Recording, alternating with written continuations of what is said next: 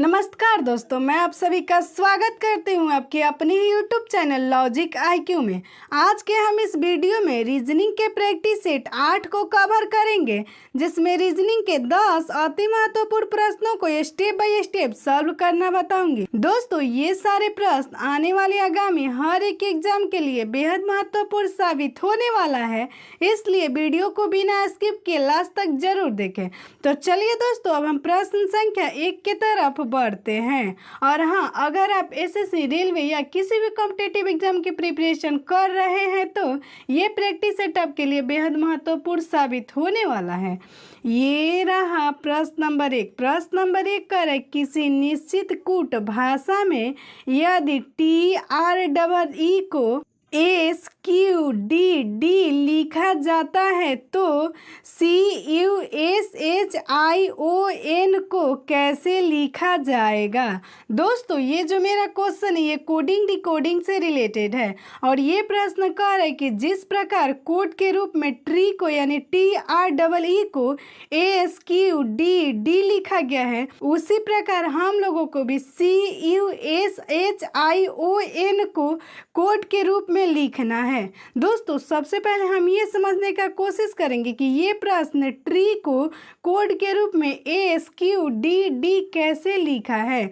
अगर आप देखिए तो टी का संबंध किससे बताया है? एस से। आप सभी को पता है कि जो टी का प्लेस वैल्यू होता है वह होता है 20 और एस का प्लेस वैल्यू होता है 19, यानी क्या किया है? -1। फिर आगे देखें तो आर का संबंध बताया है डी से। आर का प्लेस वैल्यू होता है 18 और डी का प्लेस वैल्यू होता है 17, फिर -1 किया है। ई का संबंध बताया है डी से, फिर क्या किया है? -1, फिर ई का संबंध डी से यानी -1। यानी इस प्रश्न में जिस लॉजिक का प्रयोग किया जा रहा है, एक लेटर के संबंधित लेटर लाने के लिए -1 किया जा रहा है। तो उसी प्रकार हम लोग भी CUSHION को कोड के रूप में लिखेंगे। इसी प्रकार अगर आप सी में -1 कीजिएगा तो आपका आएगा बी, यू में -1 कीजिएगा तो आपका आएगा टी, और एस में -1 कीजिएगा तो आएगा आर, एच में -1 कीजिएगा तो आएगा जी, आई में -1 कीजिएगा तो आएगा एच, ओ में -1 करने पे एन और एम में -1 करने पे आपका आएगा एम। यानी जिस प्रकार ये प्रश्न TREE को कोड के रूप में ASQDD लिखा है, उसी प्रकार हम लोग भी CUSHION को कोड के रूप में BTRGHNM लिखेंगे और ये ऑप्शन नंबर बी में है जो इस प्रश्न का सही उत्तर होगा। तो चलिए दोस्तों, अब हम प्रश्न संख्या 2 की तरफ बढ़ते हैं। ये रहा प्रश्न नंबर 2। प्रश्न नंबर 2 करें निम्नलिखित में से भिन्न का चयन करें। दोस्तों, यहाँ पे 4 ऑप्शन दिया गया है और इन चारों ऑप्शन में से कौन सा ऑप्शन है जो तीनों ऑप्शन में से बिल्कुल डिफरेंट है, उसी ऑप्शन को हमें पहचान करना है। तो दोस्तों, हम क्या करेंगे, पहले इन चारों ऑप्शन को चेक करेंगे। तो देखिए दोस्तों, इसमें जिस लॉजिक का प्रयोग हुआ है वह क्या किया है, इसमें क्या क्या है? एक लेटर का दर्पण प्रतिबिंब लिखा है। यहाँ पे जे है और जे को अगर आप दर्पण में देखिएगा तो जे आपका कैसे बनेगा? ऐसे बनेगा ना। तो देखिए यहाँ पे हो गया। तो ये ऑप्शन ए ऐसे लिखा है। ऑप्शन बी में अगर आप एन को दर्पण प्रतिबिंब में देखिएगा तो एन आपका कैसा बनेगा? ऐसा एन बनेगा, ऐसा बनेगा। लेकिन यहाँ पे क्या दिया है? भी दिया है। ऑप्शन अगर आप जेड को देखिए तो जेड को दर्पण प्रतिबिंब में देखिएगा तो एस के तरह जैसा ही बनेगा और भी को देखिए तो ए के जैसा बनेगा। लेकिन ऑप्शन बी एन को दर्पण प्रतिबिंब में देखिए तो भी के जैसा नहीं बनेगा, इसलिए ऑप्शन बी इस प्रश्न का सही उत्तर होगा। चलिए दोस्तों, अब हम अगले प्रश्न की तरफ बढ़ते हैं। ये रहा प्रश्न नंबर 3। प्रश्न नंबर 3 कर निम्नलिखित श्रृंखला की अगली संख्या क्या होगी। दोस्तों, ये जो मेरा क्वेश्चन है ये सीरीज से रिलेटेड है। यहाँ पे एक सीरीज दिया है और इस सीरीज के आगे डॉट डॉट दिया गया है और इस प्रश्न का यही कहना है कि इस सीरीज का अगला संख्या कौन सा होगा। तो सबसे पहले हम ये समझने का कोशिश करेंगे कि इस सीरीज में किस लॉजिक का प्रयोग करके 0 से 2 से 9, 9 से 28 और 28 से 65 लाया गया है। उसी प्रकार उसी लॉजिक का प्रयोग करते हुए हम लोग भी 65 से एक अंक लाएंगे जो इस खाली वाले स्थान पे भरे जाएंगे। तो दोस्तों हम सबसे पहले देखें कि 0 कैसे आया है, फिर 2 कैसे आया है। अगर आप 0 लाने के लिए 0 का क्यूब आप प्लस में 0 कीजिएगा तो क्या आपका 0 नहीं आएगा? तो देखिए यहाँ पे 0 किया है। ऐसे ही अगर अगली संख्या 2 लाने के लिए अगर आप 1 का क्यूब कीजिए और प्लस में 1 कीजिए तो 1 का क्यूब कितना होता है 1, और प्लस में 1 करेंगे तो हमारा कितना आएगा 2 आएगा ना। और देखिए अगली संख्या 2 है। फिर इसी प्रकार हम अगली संख्या 9 लाने के लिए अगर हम 2 का क्यूब और फिर प्लस में 1 करेंगे तो 2 का क्यूब हमारा आएगा 8, और 8 में 1 करेंगे तो हमारा 9 नहीं आ जाएगा। देखिए अगली संख्या 9 है। इसी प्रकार 28 लाने के लिए हम कितना का क्यूब करेंगे 3 का क्यूब, 3 का क्यूब और प्लस 1 करेंगे तो 3 का क्यूब होगा हमारा 27, और 27 में 1 जोड़ेंगे तो क्या हमारा 28 नहीं आ जाएगा। और इसी प्रकार 65 लाने के लिए हम फिर क्या करेंगे 4 का क्यूब और प्लस में 1 करेंगे, 4 का क्यूब हमारा होगा 64, और 64 में 1 प्लस करेंगे तो हमारा 65 नहीं आ जाएगा।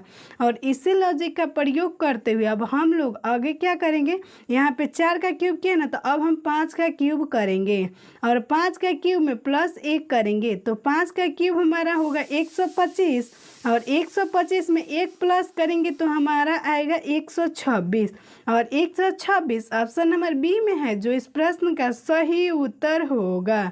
तो चलिए दोस्तों अब हम अगले प्रश्न की तरफ बढ़ते हैं। ये रहा प्रश्न नंबर 4। प्रश्न नंबर 4 का है यदि दी गई शीट को मोड़कर एक घन बनाया जाता है तो दी गई आकृति में से कौन सी आकृति बनना संभव है। दोस्तों ये जो मेरा क्वेश्चन ये डाइस से रिलेटेड है। यहाँ पे एक खुला डाइस दिया गया है और इस प्रश्न का कहना है कि इस खुले डाइस को आपको बंद डाइस में बनाना है, यानी खुले पासा को आपको बंद पासा में बनाना है। तो देखिए दोस्तों कभी भी आपको खुला पासा से बंद पासा बनाने के लिए सबसे पहले आपको अपोजिट लिखना पड़ेगा। तो इसमें 3 का अपोजिट कौन सा होगा 6, तो 3 का अपोजिट हो गया 6, 1 का अपोजिट क्या होगा 4, 5 का अपोजिट क्या होगा 2। अब बताइए हम कैसे अपोजिट लिखें। देखिए अपोजिट लिखने के लिए आपको क्या करना पड़ेगा कि जो संख्या है ना यहाँ पे 3, तो इससे हम देखेंगे कि कौन सी संख्या मतलब इससे नहीं सट रही है। तो एक ये इसके पास है ना तो इसको हम नहीं लेंगे, इसका विपरीत कौन सा अंक लेंगे 6 लेंगे। ठीक है, इसी प्रकार हम अपोजिट लिखते हैं। अब हम क्या करेंगे देखेंगे यहाँ पे हम 3 लिखे हैं ना अपोजिट। अब हम देखेंगे कि इसमें से जो अपोजिट होगा उसका दूसरा अंक जिसमें नहीं होगा मतलब जो संख्या होगा उसका अपोजिट संख्या नहीं होगा वही इस प्रश्न का सही उत्तर होगा। अगर आप पहले वाले में देखिए तो पहले वाले में 1 है और 1 का अपोजिट यहाँ पे 4 है ना, ये इसमें भी पासा में 4 है, तो यानी ये ऑप्शन हमारा नहीं होगा। अगर आप ऑप्शन 2 को देखिए तो इसमें है 2 और 2 का अपोजिट है 5, लेकिन यहाँ पे आपको कहीं 5 दिख रहा है तो ये तो लग रहा है संभव है। फिर यहाँ पे है 1 और 1 का अपोजिट है 4, क्या आपको इसमें कहीं 4 दिख रहा है, यानी इस प्रश्न का सही उत्तर ऑप्शन नंबर बी होगा। तो चलिए दोस्तों अब हम अगले प्रश्न की तरफ बढ़ते हैं। ये रहा प्रश्न नंबर 5। प्रश्न नंबर 5 करे कौन शब्द नीचे दी गई संबंध को सही तरीके से पूर्ण करेगी। दोस्तों ये जो मेरा क्वेश्चन है ये एनालॉगी शब्द से रिलेटेड है और इस प्रश्न का कहना है कि जिस प्रकार ये प्रश्न जापान का संबंध ग्रीन तीतर से बता रहा है उसी प्रकार आपको भारत का संबंध एक शब्द से बताना है जो इस प्रश्नवाचक चिन्ह के पास भरे जाएंगे। तो हम सबसे पहले ये समझने का कोशिश करेंगे कि ये प्रश्न जापान का संबंध ग्रीन तीतर से कैसे बता रहा है, यानी जापान में ऐसा क्या संबंध है जिससे उसको ग्रीन तीतर प्राप्त हो रहा है। आप सभी को पता होगा कि जो जापान का पक्षी होता है यानी राष्ट्रीय पक्षी वो क्या होता है ग्रीन तीतर। तो इसी प्रकार हम लोग भी भारत का राष्ट्रीय पक्षी किसको बताएंगे मोर को, और मोर ऑप्शन नंबर डी में है जो इस प्रश्न का सही उत्तर होगा। तो चलिए दोस्तों अब हम अगले प्रश्न की तरफ बढ़ते हैं। ये रहा प्रश्न नंबर 6। प्रश्न नंबर 6 करे लुप्त संख्या ज्ञात करें। दोस्तों ये जो मेरा क्वेश्चन ये मिसिंग नंबर से रिलेटेड है और इस क्वेश्चन में यहाँ पे एक प्रश्नवाचक चिन्ह दिया है और इस प्रश्न का यही कहना है कि इस प्रश्नवाचक चिन्ह के पास कौन सा अंक भरा जाएगा। तो दोस्तों मिसिंग नंबर का क्वेश्चन बनाने के लिए सबसे पहले आपको ये समझने का कोशिश करना होगा कि इस प्रश्न में किस लॉजिक का प्रयोग किया गया है, यानी इधर से किसी लॉजिक का प्रयोग किया गया है या इधर से किसी लॉजिक का प्रयोग किया गया है। तो देखिए दोस्तों इसमें क्या किया गया, जहाँ पे प्रश्नवाचक चिन्ह दिया इसमें बीच वाले संख्या को पूछा जा रहा है, यानी हम ये सोचेंगे कि 21 और 57 से किस प्रकार एक संख्या लाएगा जो इस प्रश्नवाचक चिन्ह के पास भरे जाएंगे। दोस्तों देखिए यहाँ पे अगर आप तीसरे वाले रो में देखिए तो यहाँ पे पहली संख्या है 29, दूसरी संख्या 142 और तीसरी संख्या 113। अगर आप देखिए तो यहाँ पे दो संख्या यानी 142 और 113 से एक छोटी संख्या 29 लाया है। तो हम देखेंगे कि ये किस प्रकार 29 लाया है। अगर आप दूसरी संख्या यानी 142 में से माइनस कर दीजिए तीसरी संख्या 113 तो क्या आपका 29 नहीं आ जाएगा। और देखिए यहाँ पे 29 लाया है। इसी प्रकार अगर हम यहाँ की दूसरी संख्या यानी 96 और 96 में माइनस कर देते हैं तीसरी संख्या यानी 69 से तो हमारा कितना आएगा 27। और देखिए दोस्तों यहाँ पे 69 और 96 का संबंध 27 से बताया है। इसी लॉजिक का प्रयोग करते हुए हम लोग भी दूसरी संख्या, और देखिए दोस्तों यहाँ पे दूसरी संख्या के जगह पे प्रश्नवाचक चिन्ह दिया है तो हम इसको क्या मान लेंगे, x मान लेंगे। ठीक, उसके बाद हम क्या करेंगे, मतलब एक प्रश्नवाचक चिन्ह को हम x मान सकते हैं क्योंकि हमको x का मान निकालना है। ठीक, उसके बाद हम क्या करेंगे, तीसरी संख्या को माइनस कर रहे हैं तो तीसरी संख्या क्या है 57 और बराबर में हम क्या कर देंगे 21 को कर देंगे क्योंकि हमें 21 प्राप्त करना है। तो अब हम क्या करेंगे, इस x को मान के निकालने के लिए, x बराबर निकालने के लिए हम क्या करेंगे, पहले इस 21 को यहाँ पे लाएंगे और ये 57 माइनस में है तो इधर आएगा तो प्लस में आ जाएगा ना।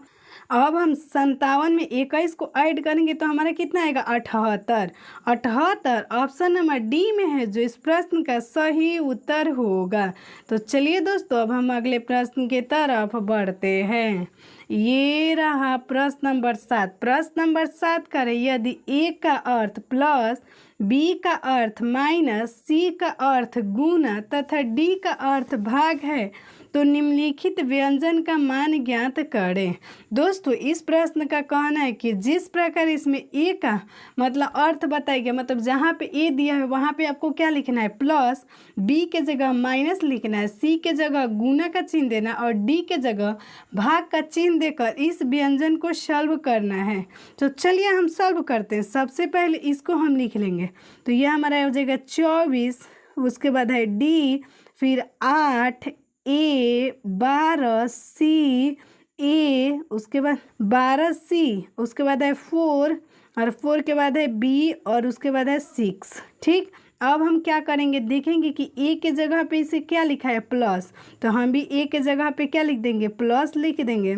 b के जगह पे माइनस तो हम लोग भी यहाँ पे माइनस लिख देंगे और c के जगह पे गुना तो हम यहाँ पे गुना लिख देंगे और d के जगह पे भाग तो हम भाग लिख देंगे। अब हम इस प्रश्न को सॉल्व करेंगे तो हमारा क्या आएगा व्यंजक, देखिए आएगा 24 भागा 8 प्लस 12 गुने 4 और घटाओ 6। अब हम इसको सॉल्व करेंगे तो देखिए दोस्तों इसमें 8 से हम 24 में भाग देंगे तो कितना बार में कटेगा, 3 बार में कटेगा ना, तो 3 लिखेंगे, फिर इस प्लस को यहाँ पे उतारेंगे। ठीक, उसके बाद हम क्या करेंगे 12 में 4 से गुना करेंगे तो 12 में 4 से गुना करेंगे तो कितना आएगा 48 और फिर क्या करेंगे इस -6 को यहाँ पे उतार देंगे।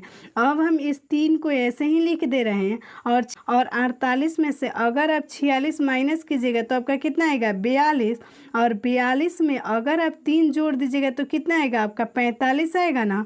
और 45 ऑप्शन ए में है जो इस प्रश्न का सही उत्तर होगा। तो चलिए दोस्तों अब हम अगले प्रश्न की तरफ बढ़ते हैं।